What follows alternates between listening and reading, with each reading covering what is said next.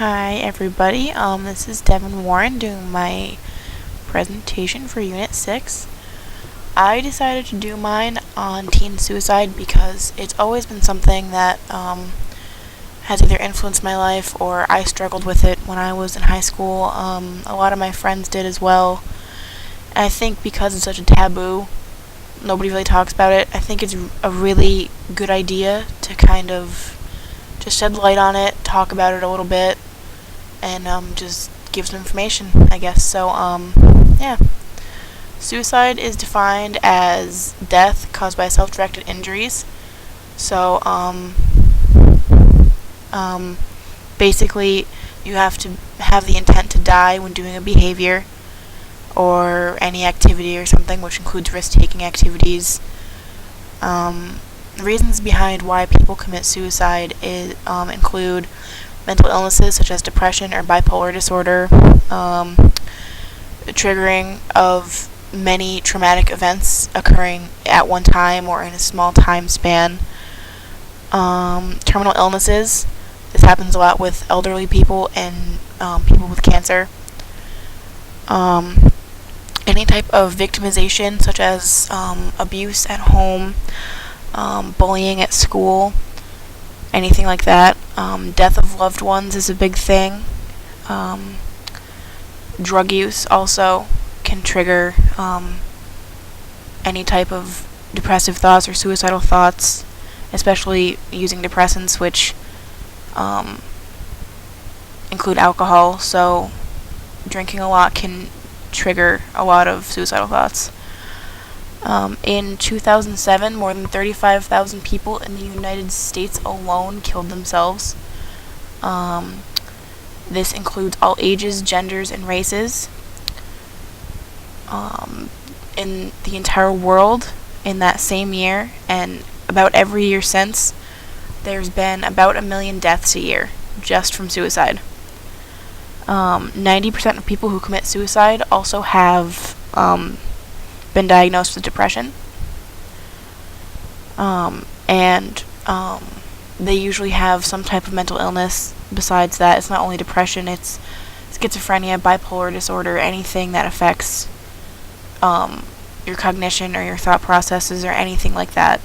But depression is definitely the most common. Depression is defined as carrying or having emotions that include sadness, guilt, any type of negative feelings, low self-esteem that affect your ability to carry out daily functions. This can also be clinical depression or major depression, which is more consistent for more than 6 months. It affects your ability to make decisions, your ability to socialize with other people, and anything that has to do with your mood just decreases, and it's very difficult for a lot of people. 121 million people worldwide are diagnosed with depression. 18 million of those are in the United States. Untreated depression is the leading cause of suicide. Suicide is the third leading cause of death for youths aged 15 to 24. That's only following accidents, which is number 1, and homicide, which is number 2. That's a very big number, and the fact that it's even considered by people of this age group is really upsetting. There's also another statistic on even younger children that starts at the age of 5, and I think the fact that we have a statistic on someone the age of 5 taking their life is ridiculous.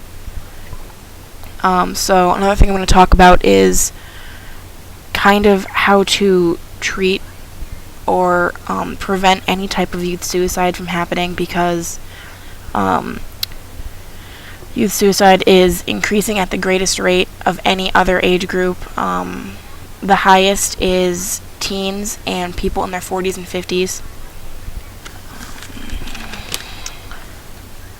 Surveys suggest that at least 15% of all high school students in the United States have contemplated or considered committing suicide. That's any type of suicidal thought, any plan, written out a suicide note, participated in self-harm, anything like that. Social networking and the internet have made it easier to kind of convey thoughts of suicide. Bullying has increased, as a lot of people may have seen in the news. There's been a lot of youth suicides resulting from Facebook, from text messages, from email. Just people being careless, not watching what they say. I mean, even jokingly say, haha, go kill yourself, can be taken very seriously, and with the use of the internet, while it has its benefits, it also has drawbacks like that. So, there's been a big push. I know there was a petition for Facebook that that set up a program where you can flag a post as as someone being suicidal, and it'll send a message out to all their friends saying, hey, you need to look at what this person's saying, you need to keep an eye on them, you need to talk to them and see what's going on. I don't know how much this gotten developed since I last heard about it, but I think that would be extremely helpful. Even if you're joking, I mean, it's better safe than sorry, because how many times do you think someone's looked at a post someone's made about saying, oh, goodbye, I'll miss everybody, and they went, haha, okay, they're not really going to do it. Well, just in case, it's better to take caution ahead of time than to regret something later. There are a lot of warning signs, especially that are prominent in teens.